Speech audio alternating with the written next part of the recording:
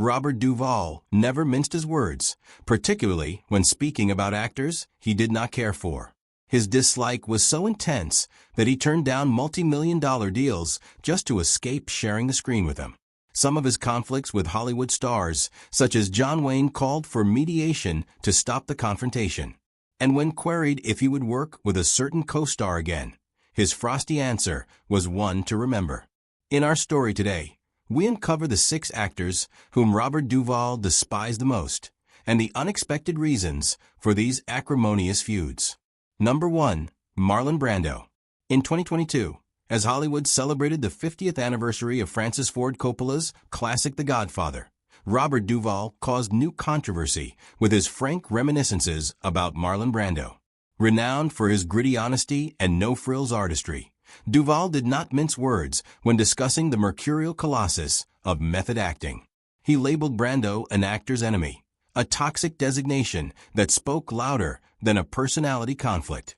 For Duvall, this was no personal vendetta. It was a profound metaphysical chasm based on their shared experiences on the set of The Godfather. As Duvall's Tom Hagen stood alongside Brando's Don Vito Corleone in some of the greatest moments in cinema, he witnessed behind-the-scenes behavior that shook him to his core. Brando, as Duvall has told it, was not a mastermind on the set, but a wrecking ball. He claimed Brando humiliated young actors, sabotaged performances, and even destroyed scenes whenever the spotlight left him. For Duvall, this wasn't genius. It was ego, unadulterated and toxic, eating away at the very essence of cooperation film demanded. Maybe the most telling testimony Duvall recounted years later concerned Brando's notorious use of cue cards. Brando even had the temerity to insist other actors tape script lines to their bodies, claimed Duvall, because he wouldn't learn his lines. In a frank 2022 interview with the AV Club, Duvall confessed his real opinion on this idiosyncrasy. It made him spontaneous, he admitted, but also half lazy. It wasn't rumor or second-hand tittle-tattle. It was an in-person accusation by one Hollywood legend directly at another. Duvall even admitted he once attempted using cue cards himself before dropping the technique barely a minute later. If you've learned your lines by heart, you can remain very spontaneous, he clarified, emphasizing his faith in preparation as the secret to great acting. Brando, as always an enigma, never publicly answered these acerbic put-downs. When Duvall's strongest insults, calling him lazy and even an anti-actor, were published, Brando had already died in 2004. His silence, whether deliberate or not, was all that left his unorthodox techniques for defense. To Duvall, however, this was never a matter of personal dislike. It was a matter of respect for the craft. His philosophy, based on discipline, authenticity, and preparedness, was diametrically opposed to what he perceived as Brando's irresponsible behavior and chaos on location. And whereas he subsequently acknowledged that Brando had been revolutionary in his naturalistic approach, that recognition never diminished the frustration and disdain regarding his work ethic. Number 2. Henry Hathaway. For Robert Duvall, the sanctity of authenticity in acting is something that has always been paramount. To him, every line, every scene, has to be lived, not commanded. And so when he arrived on the set of the 1969 Western classic True Grit and discovered himself in the hands of director Henry Hathaway, sparks flew. It was not a small disagreement. It was an entire clash of two competing artistic universes. Hathaway, a grizzled director of the dying old Hollywood regime, was a believer in authority first and foremost. His method was stern, authoritative, and unyielding, with little space for the organic method acting that Duvall, a 38-year-old upstart at the time, held so dear. From the start, the tension was palpable. For Duvall, Hathaway's methodology wasn't only maddening, it was smothering. Years later, he acknowledged bluntly, "The director and I didn't get along. I don't get along with a lot of directors." But when it was a question of Hathaway, his tone turned even colder. Henry Hathaway, we won't talk about him. That reluctance even to mention the man indicated just how acrid the experience had been. One episode embodied the essence of their confrontation. Hathaway snapped a command at him. "When I say action, tense up, God damn you." To an intensely instinctive actor, such as Duvall, such manufactured directive was intolerable. It robbed the performance of reality, making it mere mechanical compliance. The True Grit cast soon became a battlefield of wills, an old-fashioned disciplinarian imposing control on a young actor, insisting on freedom. The experience left a mark on Duvall, not because he lost, but because it was everything he felt acting should never be. Number 3. Bruce Beresford. To Robert Duvall, there is nothing more infuriating than to feel constrained. He has no objection to direction, but what he will not stand for is the level of overpowering control that stifles creativity and sucks the life out of a performance.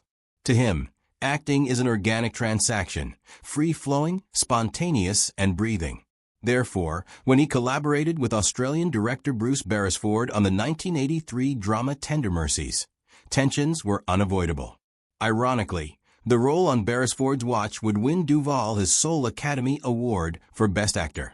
But beneath the praise lay a tempestuous relationship punctuated by conflicting ideas. Beresford attacked the project with a care that, to Duvall, had less to do with guidance than with micromanagement. Every movement, every line delivery, appeared to be circumscribed by inflexible parameters, suppressing the very immediacy on which Duvall based his career. The tensions between them were not explosive like his conflicts with Henry Hathaway, but were no less exhausting. For Duvall, it was like beating one's head against a wall, trying to put life into a performance, while forever being reined in. Ultimately, Tender Mercies was a critical success, solidifying Duvall's place in film history. But the afterimage of collaboration with Bruce Beresford wasn't one of victory, but frustration, evidence that even in triumph, the fight for artistic license can scar. Number 4. David Fincher. If there is one thing Robert Duvall will not stand for, it is micromanagement masquerading as art. For Duvall, acting is alive, instinctual and spontaneous, not a production line of endless repetition. So when David Fincher became a sensation, with his obsession with meticulous attention to detail and hundreds of takes, Duvall wasn't impressed. He was appalled. Where others were lauding Fincher's fastidious approach, requiring 40, 50, even 70 takes for one moment, Duvall rejected it outright. That's not directing. That's torture, he once joked. For him, this wasn't a matter of discovering truth in performance. It was a matter of wearing it down to nothing. Their tension never burst on the set, but it did get close. Duvall was stealthily offered a role in Fincher's now classic thriller Seven in the mid-1990s. Officially, he turned it down because of conflicting schedules. But years later, in an unusual moment of candor, he confessed the true reason. I just couldn't see myself doing the same line 60 times. Maybe I turned it down subconsciously. In that confession, the divide between two visions of cinema was evident. Fincher thought perfection lay hidden somewhere in relentless repetition. Duvall thought truth only came when actors were trusted to live in the moment. And for him, the difference was sufficient enough to walk away. Number 5. Stanley Kubrick. For Robert Duvall, steeped in American realism, the actor's role has always been defined, to arrive prepared, centered, and present. And it was this unyielding conviction that would ultimately come into conflict head-on with the iconic director Stanley Kubrick. Duvall has long been convinced that acting greatness is born of discipline, each word and movement forged by preparation and integrity that permits genuine spontaneity. To him, the source of performance power is restraint, not excess, a latent intensity that enthralls without spectacle. And so, when the name Stanley Kubrick is mentioned, a director who has been revered for precision and innovative vision, Duvall's reaction is more than a little less than admiration. Instead, he provides a scathing indictment generated not by on-set personality conflicts, but by viewing Kubrick's films and notorious directing tactics. Speaking at the Hollywood Reporter's 2010 Awards Roundtable, Duvall did not hold back. To me, the great Stanley Kubrick was an actor's enemy, he stated, surprising the room. Then he doubled down, specifically calling out two of Kubrick's most iconic films, The Shining and A Clockwork Orange. These weren't masterpieces of performance to Duvall. They were the exact opposite. Terrible performances, he declared bluntly.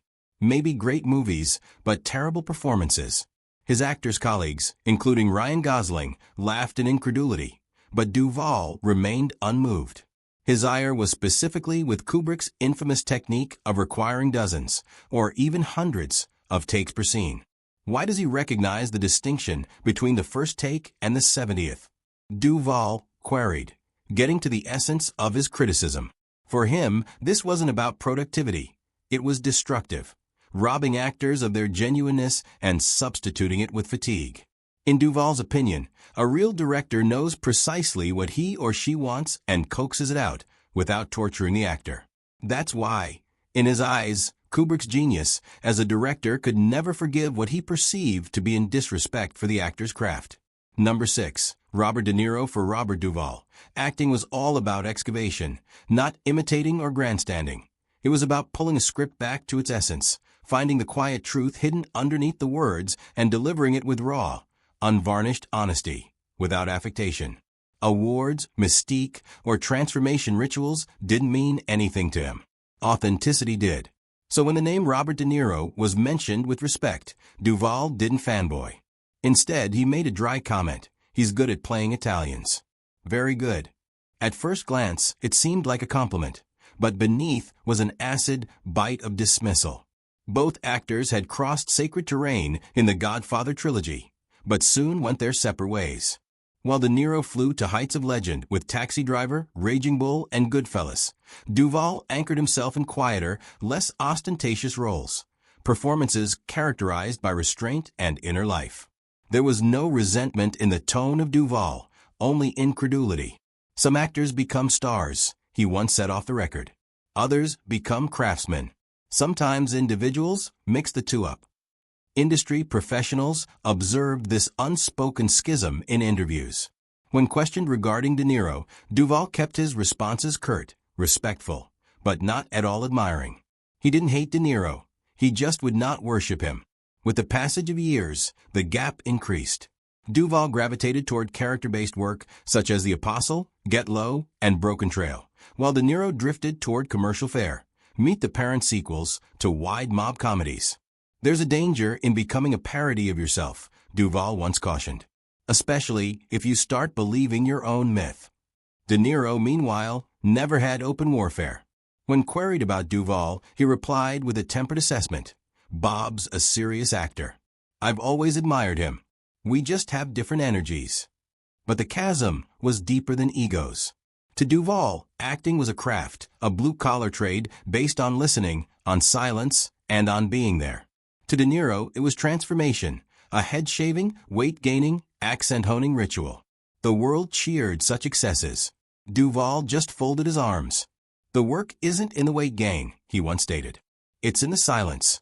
You can wear all the wigs you want, but if you're not present, it's just noise. The two men never had an argument, never had a fight on set, just a stealthy, implicit misalignment. Two giants of the same generation, moving in opposite directions. On public streets, their politeness was unaffected. At award ceremonies, it was a handshake, nothing more. Not hostility philosophy. To Duvall, De Niro embodied the self-same style of acting that he fought, constructed on mystique, transmutation, and excess. To De Niro, he merely pursued extremes further, expanding upon a tradition of fierceness. They weren't separated by scandal, but by a single obstinate question. What is great acting? To Robert Duvall, it never seemed to be Robert De Niro. And that perhaps says it all. Ultimately, Duvall's legacy was not his acting. It was the principles he would not compromise. From branding Marlon Brando lazy, to shunning De Niro's over-the-top antics, to shying away from David Fincher's need for scores of takes, his criticisms were based on one thing, a reverent respect for the art. He insisted on discipline, on honesty, and on humility in front of the camera. The rest, in his opinion, was just static. And the question remains, was Robert Duvall justified in refusing to bend, or was he just too wedded to the past to embrace a new Hollywood?